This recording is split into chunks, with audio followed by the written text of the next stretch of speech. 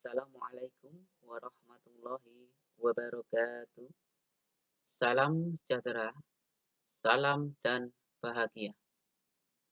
Kepada anak-anakku kelas 11 multimedia, pada kesempatan pagi hari ini, saya ingin menyampaikan bahwa pada kesempatan pagi hari ini adalah mata pelajaran produktif dengan judul Desain Grafis Percetaan.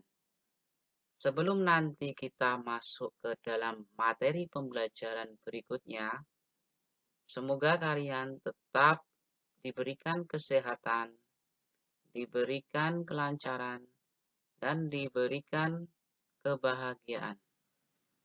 Selanjutnya, selalu taati protokol kesehatan. Memakai masker, mencuci tangan dengan sabun, dan selalu menjaga kebersihan. Baiklah, pada kesempatan pagi hari ini sebelum kita masuk ke dalam mata pelajaran, silahkan kalian untuk berdoa terlebih dahulu. Cukup? Selanjutnya, mari kita ikuti dan kita amati dengan seksama materi yang saya sampaikan pada slide berikut ini. Baiklah anak-anakku sekalian, mari kita langsung saja menuju ke slide berikut ini, yaitu bab 1. Ini mempelajari tentang desain grafis dan nirmana. Kompetensi dasar yang akan kalian dapatkan adalah, atau yang akan kalian pelajari adalah, menerapkan dasar-dasar desain grafis dan nirmana, membuat desain dengan menerapkan dasar-dasar desain grafis dan nirmana. Indikator pencapaian kompetensinya adalah menjelaskan dasar-dasar desain grafis, menjelaskan nirmana, menjelaskan estetika, menggunakan dasar-dasar dalam desain grafis, dan menerapkan dasar-dasar desain grafis. Baiklah, anak-anakku semua, selanjutnya kita akan mempelajari tentang dasar desain grafis. Pengertian desain grafis itu adalah berasal dari dua buah kata, yaitu desain dan grafis. Desain berarti proses atau pembuatan dengan mengatur segala sesuatu sebelum merancang. Sedangkan grafis adalah titik atau garis yang berhubungan dengan cetak-mencetak. Sedangkan tujuan desain grafis itu sendiri adalah sebagai media penyampaian sebuah pesan kepada masyarakat dan menciptakan desain yang bersifat imajinatif sesuai kehendak pembuatnya dan bersifat menyenangkan agar mampu menyempurnakan pesan yang disampaikan.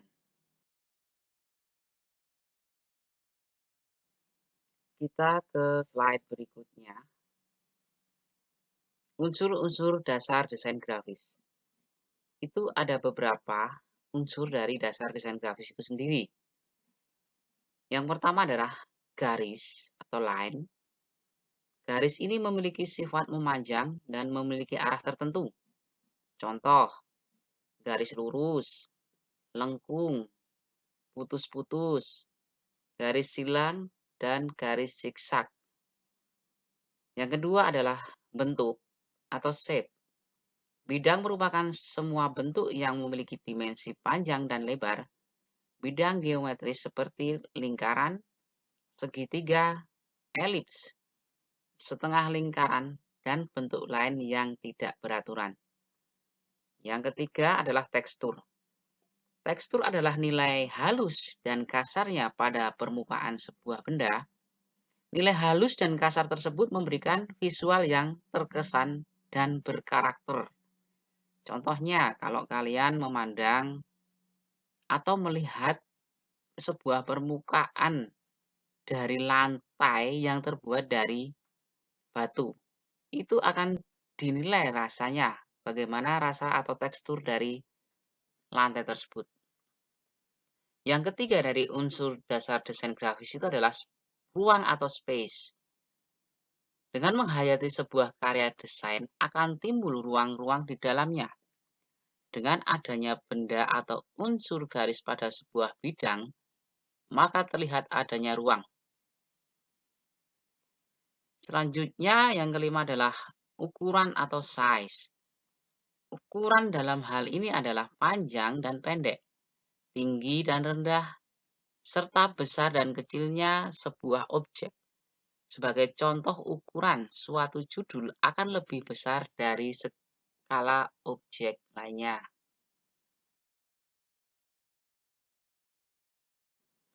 Unsur-unsur dasar desain grafis berikutnya adalah warna. Warna juga merupakan unsur yang sangat penting untuk diperhatikan. Karena memilih warna berarti kita menentukan arah dan tujuan sebuah desain grafis. Karena warna mewakili visual yang biasa atau bias dinilai oleh mata. Warna-warna ini bisa terdiri dari warna primer, warna sekunder, dan warna tersier. Unsur dasar desain grafis yang berikutnya adalah gelap terang. Perbedaan gelap terang pada desain grafis disebut dengan value. Kontras value dalam desain dapat digunakan untuk menonjolkan pesan atau informasi yang ingin disampaikan. Value tersebut adalah gelap terangnya warna sebuah objek, background atau latar, atau teks. Baiklah, kita ke slide yang selanjutnya, yaitu mengenal nirmana. Pengertian nirmana bisa kalian pahami dari teks atau kata-kata di bawah ini. Nirmana terdiri dari dua kata, yaitu nir yang berarti tidak dan mana yang berarti bentuk. Nirmana dapat diartikan tidak berbentuk. Secara umum, nirmana mempunyai pengertian pengorganisasian atau penyusunan elemen-elemen visual seperti titik, garis, warna, tekstur, bidang, dan bentuk menjadi satu kesatuan komposisi yang harmonis. Pengertian lainnya yaitu angan-angan dalam bentuk dwimatra atau nirmana datar atau dua dimensi, dan trimata matra atau nirmana ruang tiga dimensi. Nirmana disebut juga rupa dasar yang merupakan ilmu yang mempelajari berbagai hal yang berhubungan dengan persepsi, ruang, bentuk, warna, dan bahan berwujud dua dan tiga dimensi. Contoh dari unsur dua dimensi itu adalah segitiga, segi empat, lingkaran, persegi panjang, dan sebagainya. Unsur tiga dimensi itu terdiri contohnya adalah balok, prisma, bola, dan wujud benda yang tak beraturan.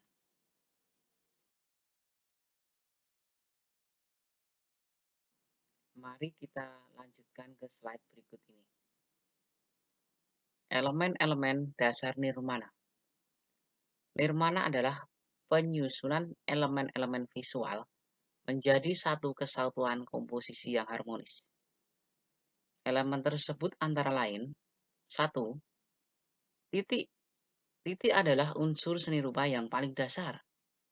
Titik dapat memunculkan suatu wujud dari ide-ide atau gagasan yang kemudian akan menciptakan garis, bentuk, atau bidang. Yang kedua, elemennya adalah garis. Garis merupakan sekumpulan titik yang terhubung dan berbeda warna dari latar belakang yang menampilkannya. Selanjutnya yang ketiga adalah warna. Warna disebut sebagai kesan yang ditimbulkan oleh cahaya terhadap mata. Jika tidak ada cahaya, maka warna tidak dapat terbentuk. Yang keempat adalah tekstur. Tekstur adalah nilai raba dari suatu permukaan, baik nyata atau semu. Tekstur dapat berupa halus, kasar, licin, dan bulat. Yang kelima adalah bidang. Bidang adalah suatu bentuk pipih tanpa ketebalan, mempunyai dimensi panjang, lebar, dan luas, serta mempunyai kedudukan, arah, dan dibatasi oleh garis. Bentuk bidang dapat geometris, organis, bersudut, tak teratur, dan bulat. Selanjutnya, elemen dasar nirmana adalah bentuk. Bentuk adalah titik, garis, atau bidang akan menjadi bentuk apabila terlihat. Selanjutnya kita akan mempelajari tentang jenis-jenis nirmana. Jenis nirmana itu dibedakan menjadi dua. Yang pertama adalah nirmata dwimatra atau dua dimensi, yaitu panjang dan lebar dalam suatu bidang papar atau datar, tidak memiliki kedalaman dan ketebalan. Cara pandang dua dimensi adalah satu arah, yaitu dari muka atau depan. Untuk mendapatkan nirmana dwimatra biasanya dimulai dari pembuatan objek dasar seperti persegi, lingkaran, segitiga, segi lima, segi enam, dan bentuk dasar lainnya. Bentuk dasar kemudian ditata dan disusun sedemikian rupa sehingga membentuk sebuah pola. Yang kedua dari jenis nirmana adalah nirmana trimatra atau tiga dimensi, yaitu nirmana yang dibuat di atas sesuatu yang memiliki panjang, lebar, dan tinggi, atau biasa dibilang memiliki volume. Cara pandang tiga dimensi dilakukan dari berbagai arah, yaitu tiga arah utama: tegak, atas, bawah, lintang, kiri, kanan, dan sudut depan, belakang. Trimatra biasa disebut dengan trimatra tingkat atau generasi kedua. Perbedaan utama nirmana trimatra dan nirmana dwimatra adalah pada bidang dan objeknya. Nirmana adalah penyusunan elemen visual menjadi satu kesatuan yang harmonis. Nirmana dapat berupa garis, titik, bidang, bentuk, dan ruang, dan yang lainnya. Beberapa bentuk nirmana antara lain nirmana garis, nirmana bidang, nirmana titik, dan lain-lain.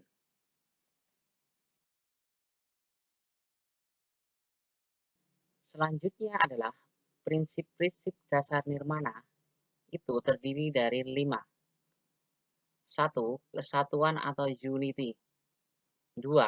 Keseimbangan atau balance. Ketiga, proporsi atau proportion. Keempat, irama atau rhythm.